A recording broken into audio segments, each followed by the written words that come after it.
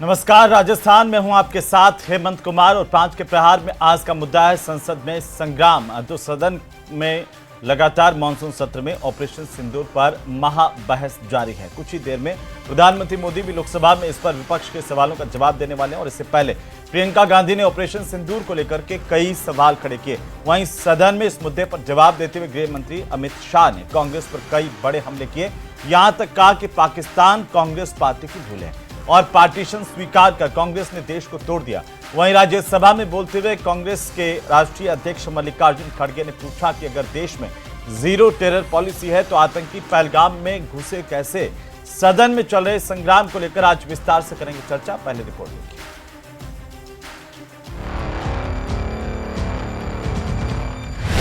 Operation सिंदूर, विपक्ष का शक हुआ दूर। 1 बजे हमला हुआ, मैं 5:30 बजे श्रीनगर में उतर चुका था। दोनों सदनों में चर्चा जारी, सियासत भरपूर। एक सिक्योरिटी गार्ड नहीं था। ये लोग वहां पे इस सरकार के भरोसे गए और इस सरकार ने उन्हें भगवान भरोसे छोड़ दिया। गृह मंत्री जी से पूछना चाहता हूं कि इसके लिए कौन जिम्मेदार है।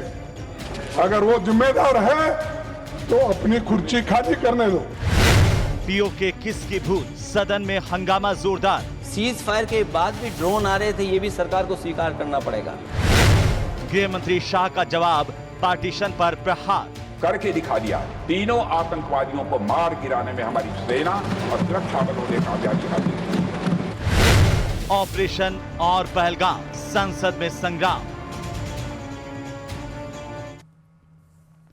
तो ऑपरेशन सिंदूर को लेकर के लगातार महाबहस दोनों सदनों में चल रही है और इसे लेकर के पक्ष विपक्ष की तरफ से लगातार चर्चा भी देखी गई और बाहर भी, सदन के बाहर भी विपक्ष लगातार हमलावर दिखाई दिया। तो अब बीजेपी का भी पलटवार विपक्ष पर देखने को मिल रहा है। आज इसी पर चर्चा करेंगे। हमारे साथ खास मेहमान जुड़ चुके हैं। सबसे पहले मैं परिचय करवा दूं, प्रतीक सिंह कांग्रेस पार्टी के प्रवक्ता हमारे साथ जुड़ चुके हैं।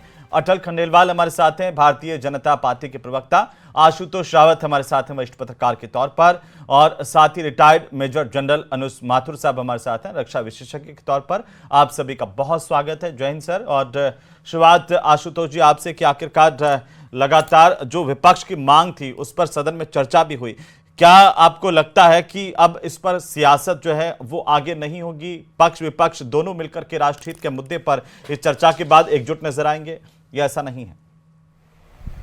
देखिए हेमंत जी, निश्चित तौर पर जो पहलगाम हमला हुआ, जिस तरह से वहां निर्दोष हिंदुओं की हत्या हुई, उसके बाद में भारतीय सेना ने जो 6 और 7 मई की रात में जो पराक्रम दिखाया ऑपरेशन सिंदूर के नाम पर, उसके बाद में देश के अंदर राजनीतिक व्यवस्थाओं को अगर छोड़ दिया जाए तो पूरा देश एक साथ भारतीय सेनाओं के साथ, भारतीय सरकार के साथ खड़ा हुआ नजर आ रहा था। लेकिन राजनीतिक दल ऐसा व्यवहार नहीं कर रहे थे और लगातार विपक्ष का जो भूमिका थी वो लगातार सरकार को सवालों के घेरने की थी। लेकिन आज गृह मंत्री अमित शाह ने जो 1 घंटे 14 मिनट का भाषण दिया, उन्होंने उसमें पूरी टाइमलाइन बताई कि किस तरीके से 22 अप्रैल को जो 26 भारतीयों की, हिंदुओं की हत्या हुई, उसके बाद में 28 जुलाई तक पे किस तरह सेना ने, भारतीय सरकार ने क्या क्या किया, मिनट टू मिनट उन्होंने कार्यक्रम बताए, मिनट टू मिनट उन्होंने भारतीय सेना की भूमिका की विस्तृत व्याख्या की। लेकिन भारतीय राजनीति में मुझे नहीं लगता कि इन बयानों से भारतीय राजनीतिक दलों की जो व्यवस्था है वो शांत हो जाएगी और यहाँ पर ये विवाद जो राजनीतिक तौर पर खड़ा हुआ है वो शांत हो जाएगा। क्योंकि हमारे यहाँ विपक्ष का मतलब ये होता है कि देश हित हो या राष्ट्र हित हो, वह तमाम चीजें पीछे छोड़ दी जाती हैं और राजनीति करने के नाम पर सरकार को और सेना को भी अगर सवालों के घेरे में लेना हो तो विपक्षी दल उसको भी पीछे नहीं छोड़ते हैं। तो मुझे लगता है कि हालांकि सरकार ने, भारतीय सेना ने जो पराक्रम दिखाया था, उस सेना के पराक्रम का आज जिस तरह से गृह मंत्री ने सदन में बयान दिया, जवाब दिया कि किस तरह से भारतीय सेना ने पराक्रम दिखाया, लेकिन कांग्रेस समेत तमाम राजनीतिक जो विपक्ष की भूमिका में है वो पहले भी दिन से भी इस भूमिका पर सवाल उठा रहे थे। हालांकि शुरुआत के कुछ दिनों में तमाम विपक्षी दलों ने भारतीय सरकार के साथ में खड़े होने का दावा जरूर किया, लेकिन जैसे ही सीज फायर हुआ उसके बाद से लोग तमाम सवाल उठा रहे थे। मुझे लगता है कि आने वाले दिनों में इन सवालों पर जो भूमिका विपक्ष की रहने वाली है वो कम नहीं होने वाली है, क्योंकि अमित शाह जी ने कुछ सवालों के ऐसे जवाबों कुछ अभी भी छोड़ दिया है जो विपक्ष लगातार उठा रहा है। हालांकि उन्होंने आतंकवाद और आतंकवाद के खात्मे के लिए सरकार की जो भूमिका है, जो उन्होंने कहा कि हमारी यह कार्रवाई केवल आतंकवाद को खत्म करने की दिशा में कदम नहीं था बल्कि एक रणनीतिक पहल थी, और ऐसे में उन्होंने कांग्रेस की सरकारों को लगातार घेरा। उन्होंने पंडित नेहरू से लेकर के इंदिरा गांधी को लेकर के सन 1971 से लेकर के तमाम की जो कांग्रेस की 2004 से यूपीए की सरकार थी 14 तक, उसको भी घेरा कि 27 हमले इस 10 साल के कार्यकाल में हुए, 1000 से ज्यादा लोग मारे। लेकिन भारतीय सरकार ने जिस तरह की भूमिका अदा की थी उसके जस्ट उलट हमने इस बार डोजियर नहीं बल्कि सीधे सीधे कार्रवाई की। लेकिन मुझे लगता है कि शायद यह विवाद इतनी जल्दी शांत नहीं होगा। विपक्ष आने वाले दिनों में कुछ और तीखे सवाल सरकार से जरूर पूछेगा। बिल्कुल अनुज माथुर साहब, संसद में लगातार ऑपरेशन सिंदूर को लेकर के बहस और इसी दौरान जो है विपक्ष के सवाल और सरकार के जो जवाब हैं, कैसे आप इन्हें देख पा रहे हैं सर?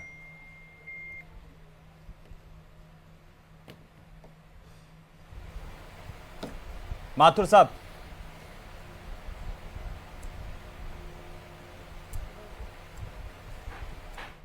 तो माथुर साहब को शायद आवाज नहीं आ रही, कोशिश करेंगे कि उनसे हम वापस से कनेक्ट हो सकें। और हमारे साथ प्रतीक जी हैं, कांग्रेस पार्टी के प्रवक्ता के तौर पर। प्रतीक जी, लगातार विपक्ष सवाल उठा रहा था, और अब क्या ऑपरेशन सिंदूर को लेकर के विपक्ष का शक दूर हो गया है या बाकी है?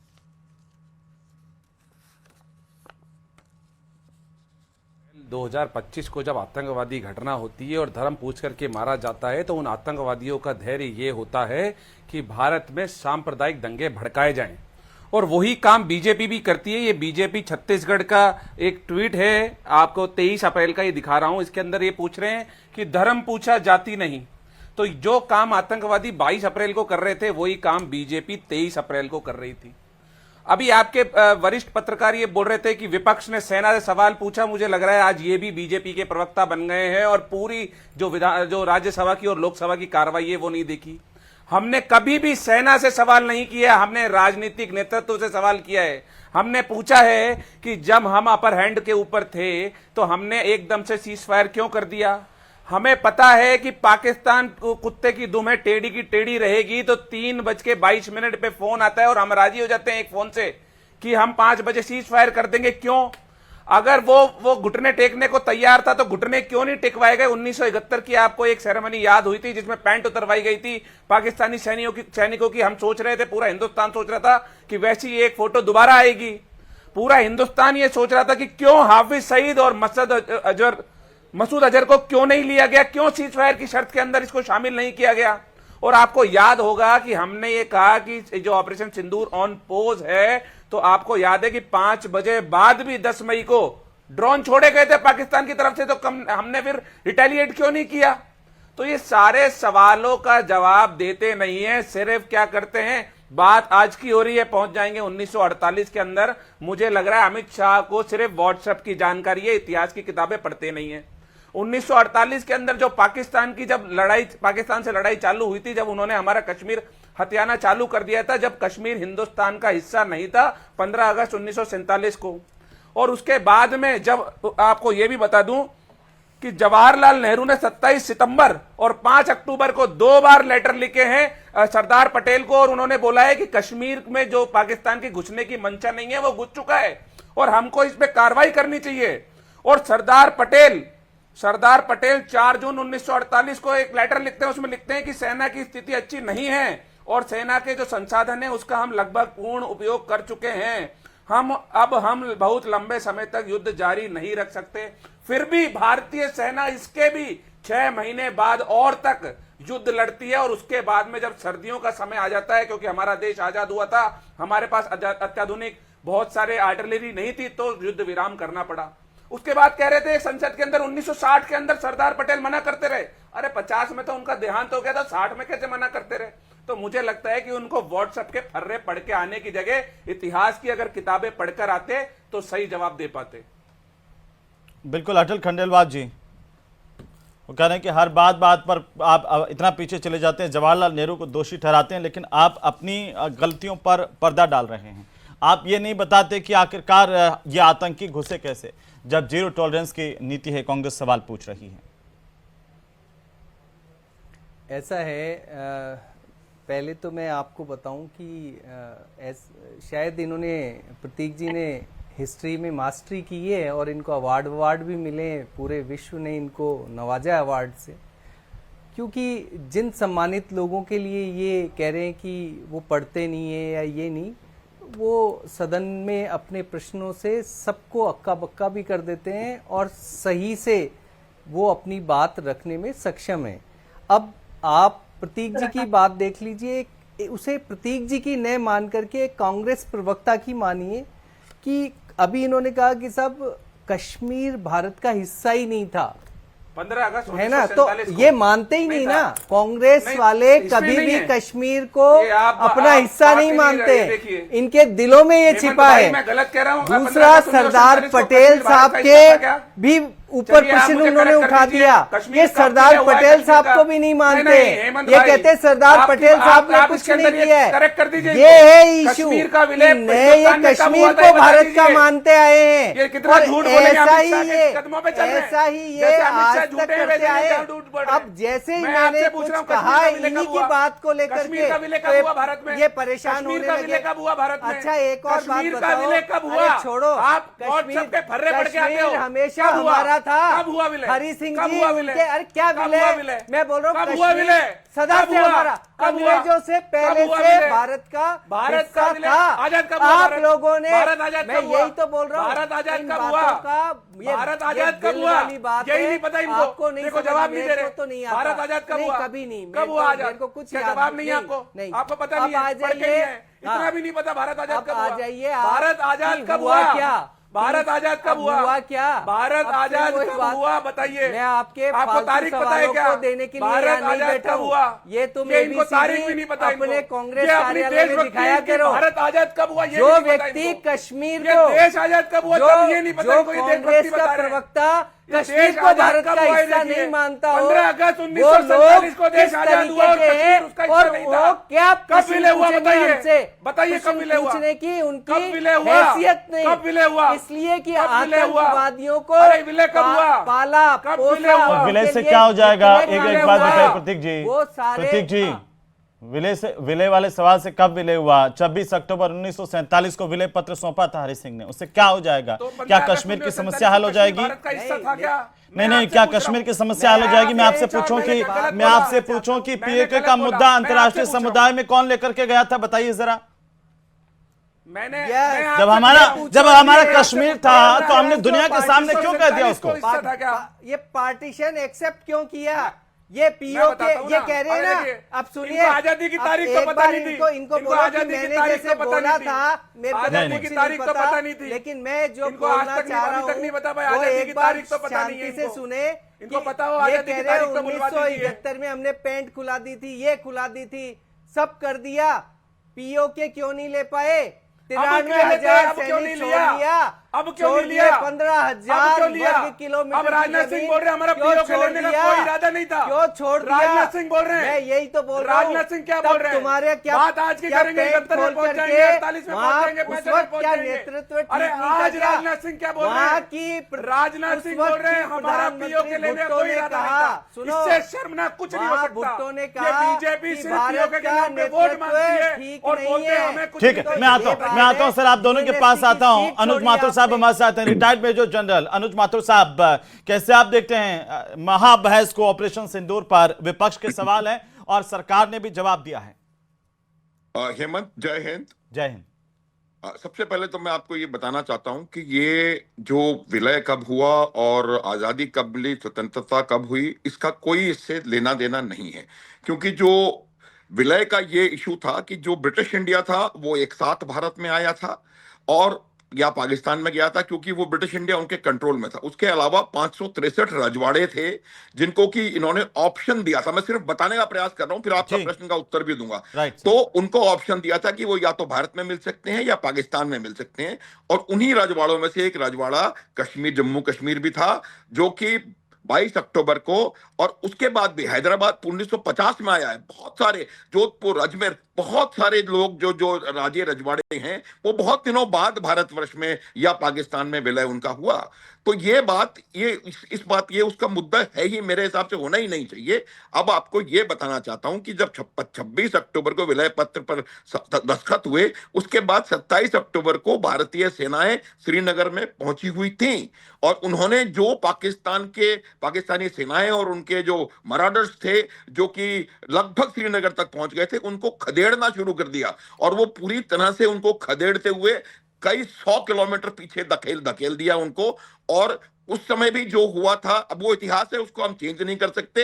तो मेरा ये मानना है कि इसके ऊपर समय वेस्ट करने की आवश्यकता नहीं है, लेकिन उस समय गलतियां हुई, उन गलतियों की वजह से आज भी वो समस्या मौजूद है। अगर उस बात को अब उसको सुधारने की आवश्यकता है, पहली बात। जहां तक सवाल ऑपरेशन सिंदूर का है, आप मेरी बात को ध्यान से और बिल्कुल सही प्रकार से सुने। मेरे पास बहुत 4 दशक का अनुभव है सेना में काम करने का। सेनाओं को जब भी कोई टास्क दिया जाता है तो उसके पॉलिटिको मिलिट्री ऑब्जेक्टिव्स को डिफाइन करके दे दिया जाता है, और उन पॉलिटिको मिलिट्री ऑब्जेक्टिव्स के बेसिस पर सेनाएं अपना युद्ध रणनीति तैयार करती हैं। अगर ऑपरेशन सिंदूर का पॉलिटिको मिलिट्री ऑब्जेक्टिव था शत्रु के या पाकिस्तान में स्थित जो उनके आतंकवादी अड्डे हैं उनको तबाह करना और आतंकवादियों पर अधिकाधिक नुकसान पहुंचाना, इसलिए आपका ऑपरेशन सिंदूर एक प्रकार से प्लान किया गया और एग्जीक्यूट किया गया। लेकिन सर, मैं माफी चाहता हूं, आपको बीच में टोक रहा हूं माथुर साहब, लेकिन कांग्रेस पार्टी ने इस पर भी सवाल उठाए कि पहले जितने टारगेट सेट किए थे उनमें से आखिरकार कम करके फिर 9 क्यों कर दिए? नहीं, देखिए ऐसी मैं इसका प्रमाण दे सकता हूं, उसके बारे में बात नहीं करेंगे। हर एक उनको अपना प्रश्न उठाने का अधिकार है, मैं उसका उत्तर देने का प्रयास कर रहा हूं। राइट सर, आप मेरी बात सुने तो उसका मैं भी उत्तर नहीं है, उत्तर डीजीएओ ने उसी समय जो आर्मी की प्रेस कॉन्फ्रेंस हुई थी उसमें साफ दे दिया था। तो उसके बाद तो इसी वजह से जो जिन 9 जगहों पर हमला किया, अगर ये युद्ध पाकिस्तान को पर पीओके लेने के लिए होता अथवा पाकिस्तान का कोई और हिस्सा लेने के लिए होता, तो वो हमले मीरपुर में, कोटली में, मुरीद के में, इन छोटी छोटी जगहों पर नहीं होते।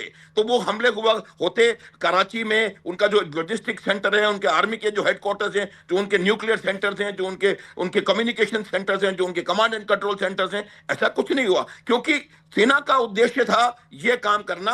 सेना ने वो काम किया, आधे घंटे में उस काम को समाप्त किया पूरी सफलता के साथ। फिर कहा कि हमारा उद्देश्य पूरा हो गया है। फिर जब यह प्रश्न प्रेस कॉन्फ्रेंस में डीजीएओ से पॉइंटेडली पूछा गया कि क्या आपने अपना उद्देश्य हासिल कर लिया, तब डीजीएओ ने साफ शब्दों में कहा था, the answer to this question is a thumping yes. तो जहां तक प्रश्न ऑपरेशन सिंदूर का है, उस पे कोई प्रश्न उठाने की आवश्यकता नहीं है। जो टास्क सेनाओं को दिया गया था वो टास्क सेनाओं ने पूरा किया।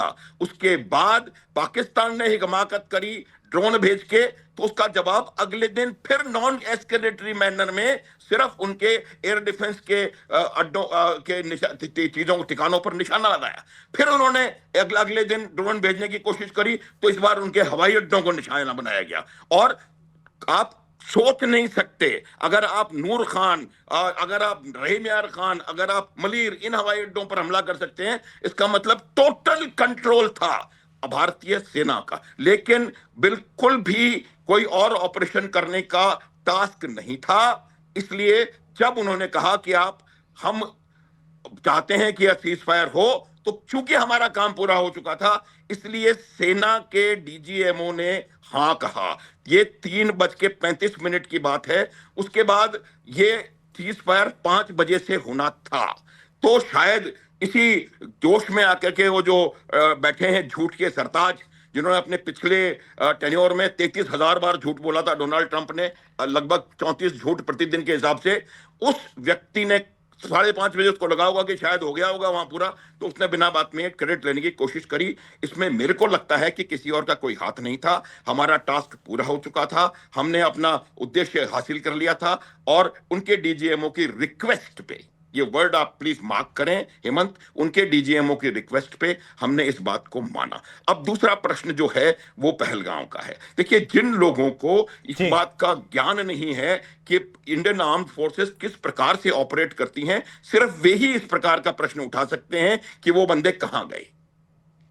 आप इतना आसान नहीं है क्या? अगर आप ये बात मानने को तैयार हैं कि जिंदगी में भारतवर्ष के इतिहास में पहली बार कोई इन्फिल्ट्रेशन हुआ या पहली बार कोई टेररिस्ट भारत में आया, तब मैं इस बात को मान लूंगा। जब भी कोई इस प्रकार का टेररिस्ट अटैक होता है, उसके बाद इन लोगों के पास एक वेरविदौल होता है। इन्होंने भी सोच समझ के हमला किया था कि वो मेल्ट हो जाते हैं पॉपुलेशन के अंदर और फिर वो जंगल के बीच में कहीं जाकर चले जाते हैं या वापस डिपोर्ट हो जाते हैं। ये प्रश्न हर बार 50 बार करा जा सकता है। इतने हमारे यहाँ बॉम्बार्डमेंट के केसेस हुए हैं, 26/11 हुआ है। ये प्रश्न करने की आवश्यकता नहीं है, क्योंकि ये प्रश्न, इस प्रश्न का उत्तर नहीं हो सकता। इसके हजार एग्जाम्पल्स हैं। जबकि टेररिस्ट भारत में आए, हेडली फ्रीली घूम रहा था 26/11 से पहले, उसने 10 शहरों की रैकी करी है। अनुज माथुर साहब, जो एलजी है मनोज सिन्हा, उन्होंने इस बात को माना कि यह सुरक्षा में भारी चूक थी पहलगाम का हमला। देखिए, सुरक्षा की जो भी कोई किसी प्रकार का हमला होगा, पहले भी हमेशा से ऐसा होता है। देखिए, एक बात बता रहा हूं कि उसकी वजह ये है, उसकी एक वजह बड़ी भारी ये थी कि कहीं ना कहीं पूरे जम्मू कश्मीर को, जम्मू कश्मीर की सरकार को और शायद भारत की सरकार को भी इस बात का यकीन था। मैंने 18 वर्ष निकाले हैं जम्मू कश्मीर में, हर एक व्यक्ति यही वहां कहता था कि जम्मू कश्मीर में चाहे कुछ भी हो जाए लेकिन टूरिस्ट के ऊपर कोई हमला नहीं करेगा। तो ये मेरे को लगता है कहीं ना कहीं ये उनके दिमाग में था। ये ऐसा स्पॉट था। मैंने अपनी यूनिट को पहलगाम में कमांड किया है। उस इलाके को मैं बिल्कुल बैक ऑफ द हैंड जानता हूं। ये इलाका कभी भी यहाँ पर सिक्योरिटी का लेकिन deployment जो कभी भी नहीं रहा। आर्मी से जुड़े हुए ही लोग हैं माथुर साहब, वो एक बात मानते हैं कि अगर थोड़ा टाइम इंडियन आर्मी को और दिया जाता तो और ज्यादा पाकिस्तान को इस तरह से इस हालत में ला देते कि दोबारा खड़ा नहीं होता।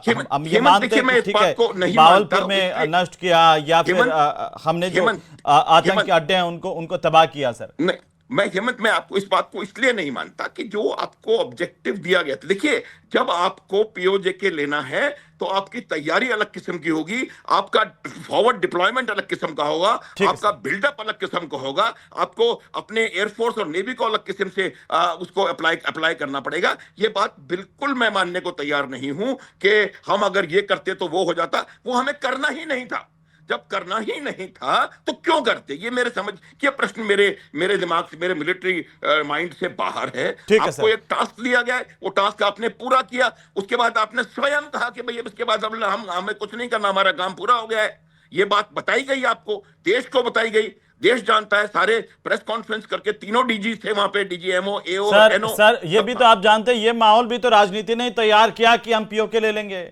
इस लड़ाई से पहले नेताओं के जो एक के बाद एक बयान है, उसके बाद तभी इस तरह के सवाल खड़े हुए ना। सर, सहमत हूं, लेकिन आप जब पीओजे के लेने का आर्मी को टास्क देंगे तो फिर आर्मी आपको बता देगी कि किस प्रकार से उसको लेना है और किस प्रकार से इसकी और क्या चीज की जरूरत है, उसको कैसे किया जाए। आशुतोष जी, जल्दी से टिप्पणी। सर, देखिए, निश्चित तौर पर हेमंत जी, जिस तरह की परिस्थितियां उस समय थी, उस हिसाब से, जिस तरह से भी माथुर साहब भी बता रहे थे कि उस भारतीय सेना ने उस तरह का पराक्रम का परिचय दिया। लेकिन यहाँ जो एक सबसे बड़ा सवाल जो भारत देश के अंदर खड़ा हो रहा है और जो हमेशा खड़ा होता है कि जब भी राष्ट्रहित का कोई मुद्दा होता है या राष्ट्रीय स्वाभिमान की कोई बात होती है तो विपक्ष का हमेशा एक अलग राग रहता है, एक अलग आलाप रहता है। चाहे उसको फिर रावत साहब विपक्ष कर रहा है कि हम तो सरकार के साथ थे, एक सुर में हमने बोला, और अगर सरकार से सवाल पूछना क्या आर्मी से सवाल पूछना थोड़ी है?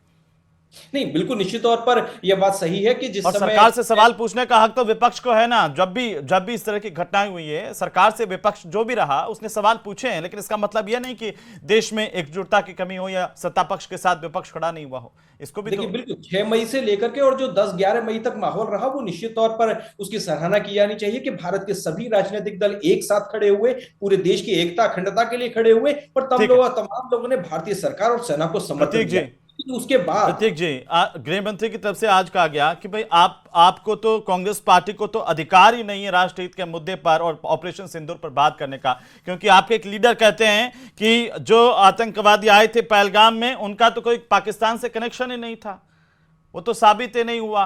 अगर आप भी क्लीन चिट दे रहे हैं पाकिस्तान को, दूसरी तरफ कह रहे हैं आप पाकिस्तान क्यों नहीं ले रहे, तो लोगों को समझ में आता है कि आप राजनीति कर रहे हैं। हेमंत भाई उसके 10-15 मिनट बाद ही चिदम्बरम साहब ने दोबारा बोला था कि मेरे स्टेटमेंट को मिसकोट किया गया, मेरे बोलने का तात्पर्य ये नहीं था, तो वो उन्होंने खुद ही क्लियर कर दिया था। दूसरी बात में जो मेजर जनरल आप साहब बता हैं दीजिए उनकी बात से तात्पर्य चलिए क्या मैं था उनकी face value पे लेता हूं, जब उनकी पूरे देश ने उनका बयान सुना सर, प्रतीक जी, पूरे देश ने उनका बयान सुना, पूरे देश ने उनका दूसरा बयान भी सुना, पूरे देश ने उनका दूसरा बयान भी सुना। पहले तो कहा था ना, बात से इत्तेफाक रख लेता हूं उनकी फेस वैल्यू। माथुर साहब एक सेकंड में प्रतीक जी को, एक सेकंड माथुर साहब कुछ कहना चाह रहे हैं, एक सेकंड हम सुन लेते हैं, फिर मैं आपके पास वापस आ रहा हूं। माथुर साहब बिल्कुल संक्षेप में। मैं सिर्फ एक छोटा सा आपको उदाहरण देने का प्रयास करूंगा। कल मैं एक चैनल पे था जहां पर पाकिस्तानी लोग भी थे और उन्होंने अपने बोलने के आधे से ज्यादा समय में सिर्फ चिदम्बरम साहब के उस बयान का जिक्र किया। तो मेरा यह मानना है कि कोई भी इस प्रकार का बयान जो कि पाकिस्तान या चाइना या किसी भी एडवर्सरी को मौका देता है कि उसको भुना सके, वो मेरे हिसाब से उससे हमें बचना चाहिए। ठीक है प्रतीक जी बोल लीजिए। हेमंत भाई हो सकता है इन्होंने रहा हो, लेकिन आपको याद होगा कि जयशंकर जी ने जो बोला था कि हमने शुरुआत में बता दिया था, वो भी पाकिस्तानी चैनलों के हेडलाइन में डिस्कस हुआ था वो बात भी, कि जयशंकर जी ने तो हमको पहले ही बता दिया था। मैं गलत तो नहीं कह रहा। नहीं, दूसरी बात में मेजर जनरल साहब की फेस वैल्यू पे ले लेता हूं, ये बोल बनने के लिए बयान देते हैं क्या, वहां की तारीफ करने के लिए बयान देते हैं क्या? ये एक नेता का नहीं है सर। जयशंकर जी, मैं बहुत लंबी लिस्ट है कांग्रेस के नेताओं की। जब देश इस तरह की परिस्थितियों में हो, तब आप एक तरफ कहते हैं हम राष्ट्र के साथ हैं, दूसरी तरफ उसी राष्ट्र के साथ आप इस तरह के बयान देते हैं कि पड़ोसी आपकी वाई करते हैं कि वाह क्या कांग्रेस के नेता है। हेमंत भाई मैं पूछ रहा हूं, और आप भी जानते हैं किसके लिए बयान दे रहे थे, जिनकी आप भी जानते हैं कि कई नेताओं के बयानों को अपने डोजियर में उसने इस्तेमाल किया, आप ही की पार्टी के। हेमंत भाई मेरी बात का जवाब नहीं दे रहे आप। मैं पूछ रहा हूं जयशंकर जी की बातों का जिक्र नहीं हुआ क्या मीडिया के अंदर? पूरे दिन डिबेट चली थी उस दिन जिस दिन जयशंकर जी का बयान आया था। मैं बोल रहा हूं मेजर जनरल साहब की फेस वैल्यू पे ले लेता हूं। चलिए हमने पीओके की लड़ाई लड़ने के लिए नहीं किया, हमने आतंकवाद के खात्मे के लिए तो लड़ाई लड़ी थी ना। तो हमने क्यों नहीं मसूद अजहर और क्यों नहीं हमने हाफिज सईद को मांगा जब उन्होंने फोन किया था हमको सीज फायर के लिए? कम से कम आतंकवाद का सफाया तो होता।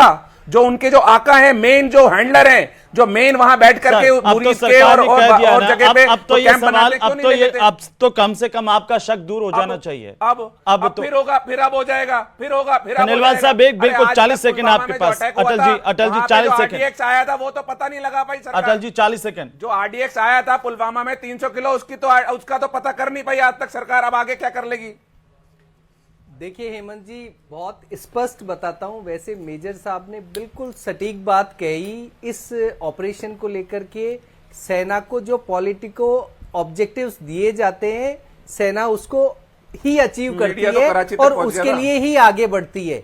तो बेसिकली ये ऑपरेशन सक्सेसफुल था, सेना ने इसमें पराक्रम दिखाया और राष्ट्र प्रथम की भावना से अगर आप आगे बढ़ोगे तो आतंकवादी हम तो यही राष्ट्र आप लोगों से यही अपेक्षा करता है कि जब दुश्मन देश की बात आए तो ये सवाल नहीं, एकजुटता के साथ हम एकता के प्रदर्शन करते हुए हमारी सेना के साथ खड़े हुए, हमारे देश के साथ खड़े हुए। बहुत शुक्रिया इस चर्चा में आप सभी का शामिल होने के लिए। कुल मिलाकर के संसद में लगातार जो है महाबहस जारी है। प्रधानमंत्री इस पर जवाब देंगे। देखना होगा कि प्रधानमंत्री आखिरकार क्या विपक्ष के सवालों का जवाब देकर के उन्हें संतुष्ट कर पाते हैं या ये राजनीति ऐसे ही चलती रहेगी।